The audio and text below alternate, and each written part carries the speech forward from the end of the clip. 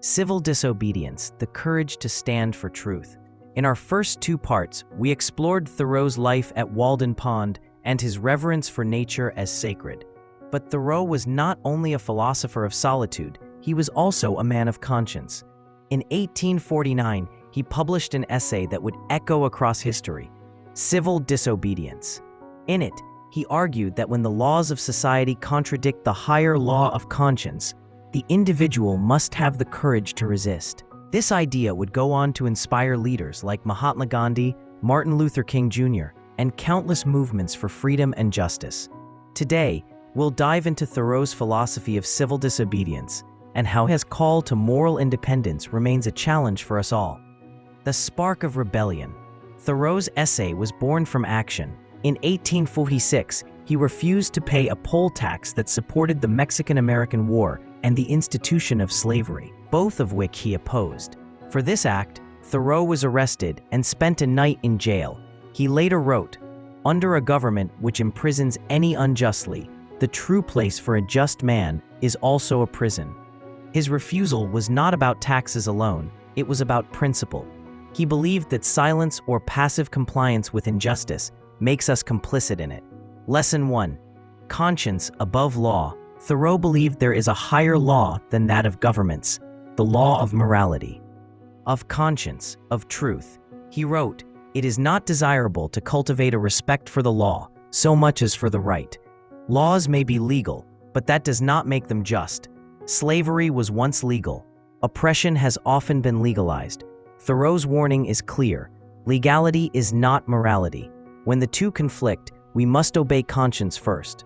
Lesson 2. The power of the individual.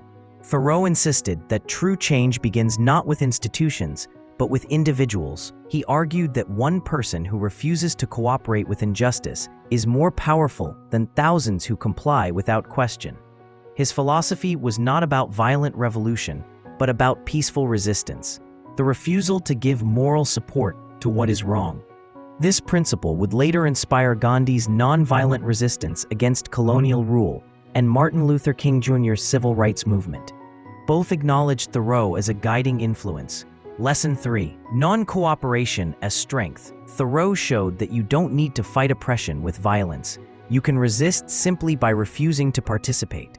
He believed that governments derive their power from the obedience of their people. If enough people withdraw that obedience, unjust systems collapse. This makes civil disobedience not only a moral duty, but a profoundly practical tool for change. Lesson 4. The cost of courage. Civil disobedience is not easy. Thoreau paid a price for his refusal to compromise, public criticism, imprisonment, and isolation. But he believed that moral courage requires sacrifice. If doing what is right never cost us anything, it would not require bravery. Thoreau challenges us. Are we willing to stand for truth, even if it costs us comfort, reputation, or security? Lesson 5. A personal call to integrity. Thoreau's essay is not just about politics, it is about personal responsibility. He believed every individual has the power and the duty to live by conscience, even in small ways. Civil disobedience is not only about dramatic protests, it is about the quiet daily refusal to betray our own values. To Thoreau, the true measure of a person is not what they say, but what they will not compromise on. Conclusion.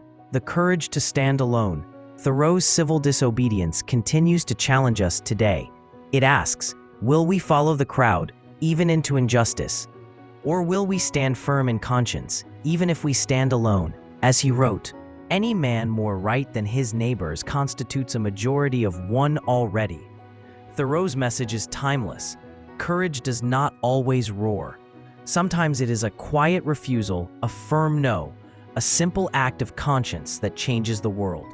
May his words inspire us to stand with integrity, to resist injustice peacefully, and to live lives guided not by fear or conformity, but by truth.